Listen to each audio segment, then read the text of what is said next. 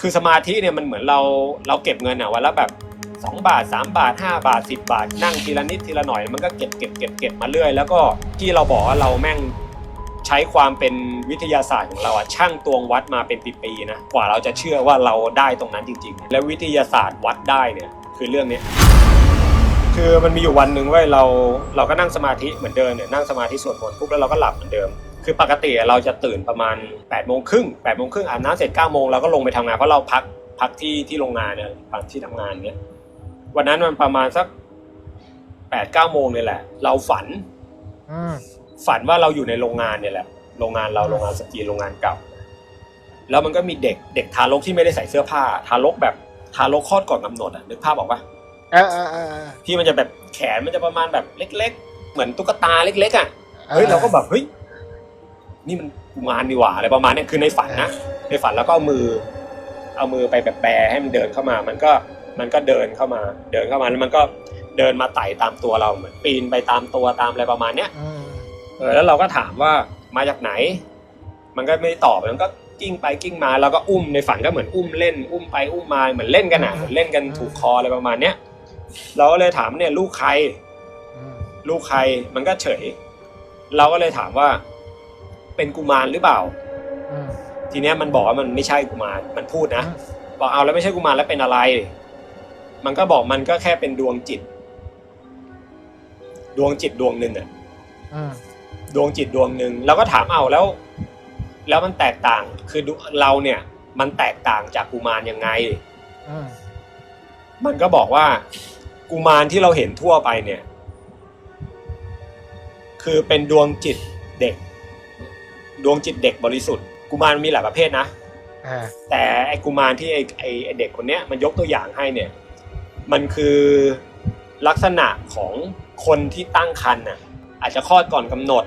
หรือว่าหลุดออก คลอดออกมาแล้วไม่ได้มีชีวิตอะไรประมาณเนี้ยนั่นแหละแล้วดวงจิตดวงวิญญาณพวกเนี้ยเขาไม่ไปเกิดนะถามว่าดวงจิตดวงวิญญาณพวกเนี้ยมีบุญไหมก็มีบุญในระดับหนึ่งถามว่ามีกรรมไหมก็มีกรรมในระดับหนึ่งไม่ได้มีบุญมากพอที่จะมาเกิดใช่ปะคือถ้ามาเกิดเป็นมนุษย์เนี่ยถือว่ามีบุญเยอะใช่ไหมแต่บุญเขาไม่ได้เยอะพอที่จะเกิดเป็นมนุษย์อ่ะแล้วก็ไม่ได้มีกรรมถึงขนาดที่จะต้องไปลงในโลกอ่ะคือมันจะเป็นดวงจิตที่อยู่กลางๆและดวงจิตกลางๆเนี้ยแม่งไปได้ทั่วเลยอันเนี้ยไม่ได้ความเข้าใจเรานะอันนี้จากคำที่เราคุยกับคนนี้นะแต่อย่าเพิ่งเชื่อนะในตอนแรกนะแล้วเราก็เลยถามว่า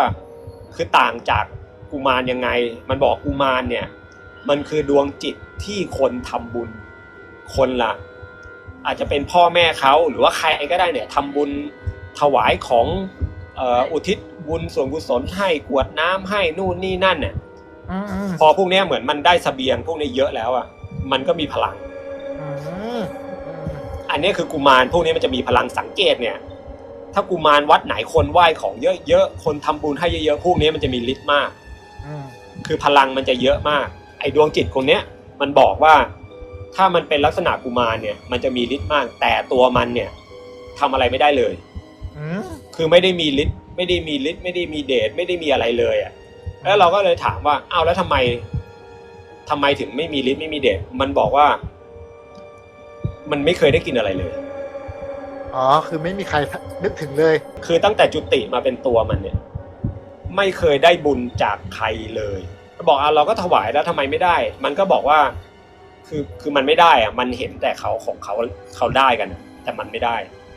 เห็นแต่เขาได้กันนะคือในโรงงานเรามันจะมีกุมารเมื่อก่อนมันจะมีอยู่3มันก็บอกเห็นแต่พวกนี้ได้แต่มันเนี่ยไม่ได้แล้วเราก็เลยถามว่าคือเราอยู่ด้วยกันที่โรงงานเนี่ยคือถ้าเราให้ล่ะเราก็เรียกอ่ะก็จะได้ไหมมันก็บอกมันไม่ได้ทำไมจำไว้เลยนะดวงจิตพวกเนี้ยมันจะได้เฉพาะสายเลือดคือพ่อกับแม่มันเท่านั้นพ่อแม่ญาติพี่น้องอันนี้มันไม่มีพี่มีน้องมันมีแค่พ่อกับแม่อันเนี้ยมันมีคนบอกแล้วเราก็เลยถามเอ้าแล้วทำไมพ่อแม่ไม่ทำบุญให้หรอ มันบอกว่าอะไรรู้ป่ะพ่อแม่ไม่รู้ว่ามีมัน เฮ้ย คือไม่รู้ว่ามันมีดวงจิตเนี้ยคือมันคนเนี้ยคือดวงจิตนะไม่ใช่ว่าเป็นที่ออกมานะคือเป็นดวงจิตเนี้ยคือพ่อแม่ไม่รู้ว่าคือมันเนี่ยยังอยู่ยังเป็นดวงจิตอยู่คือแม่เขาเนี่ยไปทำมาแต่ก็ทำแล้ววัยรุ่นทำแล้วก็แล้วกันใช่ป่ะแต่ตัวเนี่ยมันยังอยู่ไงซึ่งมันบอกว่ามันจะเป็นกุมารเนี่ยมันจะได้บุญได้กุศลเนี่ยมันจะมีพลังเนี่ยก็ต่อเมื่อพ่อแม่มันเนี่ยทำบุญให้มันแล้วเราก็เลยถามอ้าวแล้วพ่อแม่ใครมันก็ยิ้มมันไม่บอกคือในฝันเนี่ยมันยิ้มคือฝันครั้งเนี้ยที่เราเชื่อว่ามันเป็นมิตินะมันไม่ได้เป็นฝันธรรมดาเพราะถ้าเป็นฝันปกติเนี่ยเราแม่งไม่สามารถคอนโทรลตัวเองได้เข้าใจปะเราไม่จะแบบว่ายน้ำมั่งหายใจในน้ำได้ลอยได้เหาะได้อะไรประมาณเนี้ยแต่อันเนี้ยถ้าเราเป็นคนมีชีวิตจริงๆเราก็จะถามมันเรื่องเนี้ยเฮ้ยมึงมาได้ไงทำไมมึงเป็นแบบนี้วะทำไมมึงเป็นแบบนี้แล้วดวงจิตมึงมาจากไหนอะไรประมาณเนี้ยคือเราถามมันหมดเลยนะแล้วเราก็เลยถามว่าอ้าวแล้วเราดูอย่างเงี้ยแล้วพ่อแม่เราไม่รู้แล้วเราจะทำยังไงมันบอกว่าอะไรรู้ป่ะมันจะทำทุกวิถีทางให้พ่อแม่รู้ว่ามีมันทำทุกวิถีทางทำอะไรรู้ป่ะทำอะไรในฝันเราถามมันว่าเราจะไปกดพ่อกดแม่เราให้เดือดร้อนใช่ไหมมันก็หันมาแล้วมันก็ยิ้ม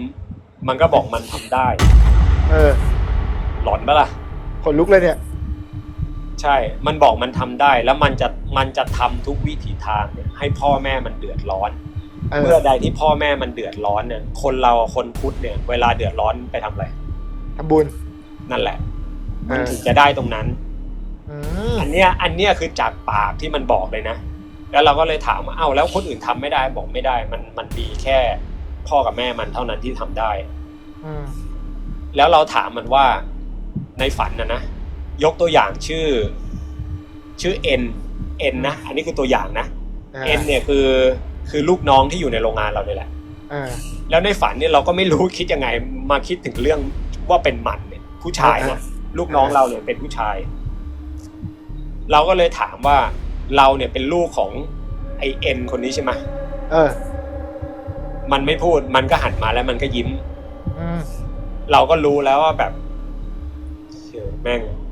ใช่แน่นอนใช่แน่ๆแต่มันมีอยู่ตอนนึงเลยไปหน่อยไอ้ระหว่างที่เราจะถามว่ามันคือใครเนี่ยเราถามว่าก่อนหน้าที่จะมาเป็นดวงจิตเนี่ยอยู่ที่ไหนอยู่มานานแค่ไหนมันบอกว่าตอนนั้นเราไม่รู้จากคำว่ากลับนะกลับเคยได้ยินคำว่าชั่วกลับชั่วการมั้ยกลับคำว่ากลับไอ้วันนั้นเนี่ยที่เราถามมันบอกว่ามันอยู่มาหลายกลับบอกมันอยู่มันเป็นดวงจิตเนี่ยอยู่มาหลายกลับแล้วมันรอที่จะมาจุติคือมาเกิดกับคนเนี้ยแต่บุญมันไม่พอที่จะเกิดแล้วมันก็ไม่ได้มีกรรมที่จะต้องไปใช้ที่ไหนแล้วถ้ารอเกิดมันก็เลยอยู่ตรงกลางก็คือแบบกูก็ไปได้เฉพาะแค่กูมีแรงแค่นั้นนะแต่กูไปไหนไกลมากไม่ได้เพราะว่ากูก็ต้องอยู่แต่กับพ่อกับแม่กูแล้วเราก็เลยถามว่าแล้วคนที่เป็นอย่างเราเนี้ยมีเยอะไหมที่เป็นดวงจิตแบบเนี้ยมันก็บอกว่ามีเยอ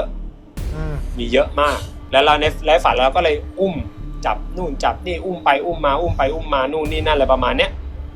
ก็ไม่ได้อะไรเสร็จปุ๊บสักพักนึงเราเหมือนแม่งโดนดูดเหมือนประตูมิติแม่งดูดฟุ๊บมันมีคนดึงออกมาคือตื่นจากการนอนหลับคือมันดูดวุดขึ้นมาแต่ตื่นนี่เพราะอะไรรู้ป่ะพี่ปูเนี่ยคือแฟนเนี่ยตีตูดเราจริงๆแล้วแบบตื่นแล้ว 9 โมงอะไรประมาณเนี้ยแล้วแม่งดูดขึ้นมาฟุ๊บ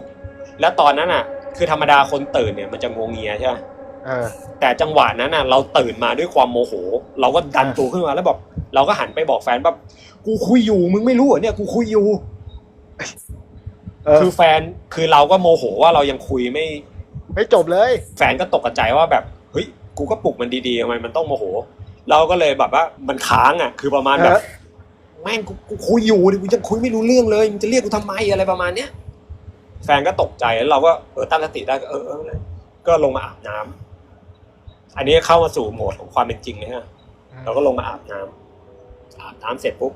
มันก็ค้างอยู่ในใจคือมันเกินกว่าคำว่าฝันนะคือมันเป็นเรื่องเป็นราวที่แบบคือถ้าฝันมันก็คือแบบเพ้อมั่วๆเลยอะแต่อันเนี้ยมันมีสติ 100% ในการถามมันอะถามอย่างเงี้ยแล้วเราก็เลยแบบว่าก็มานั่งกินกาแฟก็ไม่ได้คิดอะไรอะสักประมาณสักบ่ายๆไอ้ลูกน้องเรามันก็ตื่นทำงานเที่ยงเนี่ยไอ้ลูกน้องคนเนี้ยเราก็เล็งแล้วแบบถามแม่งเลยดีกว่าคือไปถามมันเลยว่าแบบ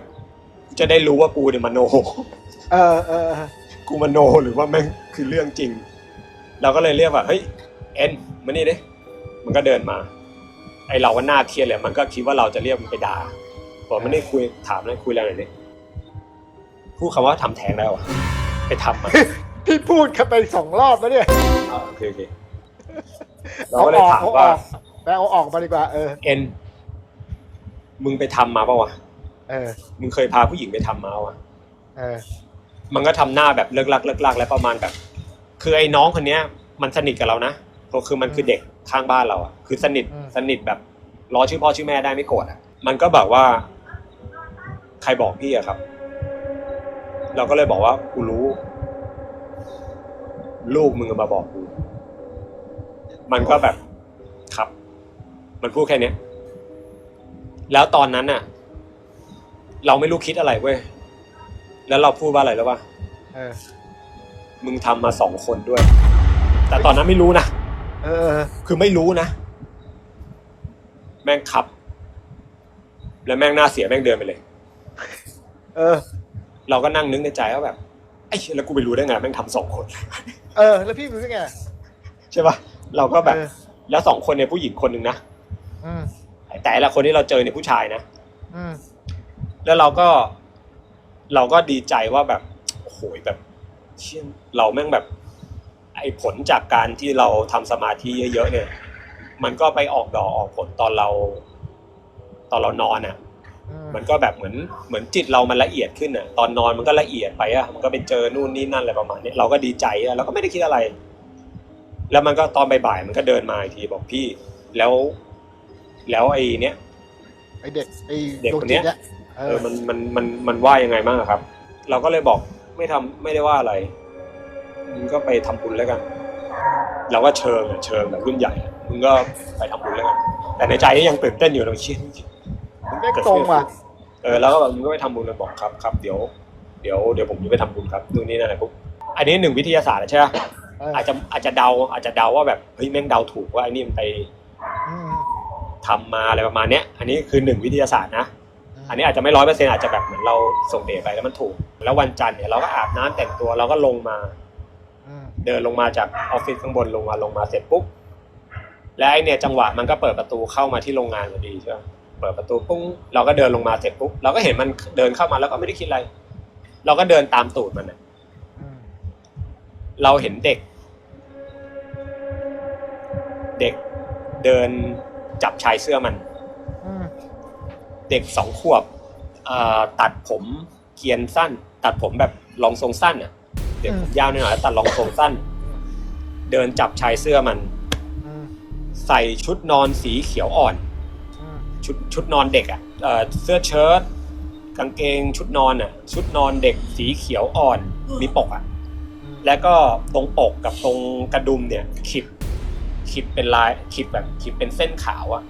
ขีดเป็นขอบสีขาวกางเกงชายก็ขีดเป็นขอบสีขาวเห็นแวบเดียวอ่ะไอ้แวบที่เห็นเนี่ยมันก็หันหน้ามาแล้วมันก็กระดิกตาข้างนึงเหมือนในฝันน่ะคือขยิบตาข้างนึงเรียบยิ้มแล้วขยิบตาข้างนึงเราก็แบบเฮ้ยแม่งเห็นเว้ยอะไรเงี้ยแล้วมันก็เดินไปปุ๊บเราก็ไม่มีอะไรแล้วพอเราก็ชงกาแฟกินนู่นเสร็จปุ๊บบ่ายๆเราก็เรียกมาให้เอ็นมานี่ดิปุ๊บเราก็บอกไปทำบุญมาแล้วเหรอบอกใช่ครับพี่ทำบุญที่วัดไหนบอกไปวัดนู่นนี่เอาเสื้อผ้าเด็กไปทำบุญเหรอเราก็ถามมันนะอย่าบอกนะเอาเสื้อผ้าเด็กไปทำบุญเหรอบอกใช่ครับชุดนอนเด็กสีเขียวป่ะมันก็เหวอเลยครับชุดนอนเด็กสีเขียวขิบขาวป่ะ แม่งบอกว่าอะไรวะพี่แม่งเห็นได้ขนาดนี้เลยเหรอโย่ไอเราก็แบบคือตอนนั้นเราก็แบบพี่เห็นแล้วแต่เราก็เชิงไงบอกอ๋อกูเห็นเยอะกว่านี้อีกแต่จริงๆเราไม่เห็นนะจริงๆเราไม่เห็นไอเราก็แบบแล้วมันครับนั่นแหละชุดนอนเด็กสีเขียวผมไปทำนู่นแล้วก็ของเด็กอ่ะของแบบของกินเด็กนู่นนี่นั่นอะไรประมาณเนี้ยอันนี้คือวิทยาศาสตร์ที่สองคือข้อหนึ่งก็คือไอ้นี่ไปทำมาจริงๆข้อสองคือไอ้เสื้อเขียวขีบขาวที่เราเห็นเดินตามตูดมันอ่ะมันไปทำจริงๆซึ่งตอนนั้นเราก็ไม่รู้ด้วยว่ามันทำบุญด้วยอะไรแล้วถามว่าคนไปทำบุญเนี่ยแม่งจะมีสักกี่คนทำบุญเสื้อผ้าเด็กเต็มที่มันก็ไปตักบาตรถวายสังฆทานถังเหลืองใช่ป่ะอันเนี้ยคือที่เห็นมาแล้วเราก็เลยเชื่ออยู่ทุกวันนี้ว่าอันเนี้ยแม่งคือเรื่องจริง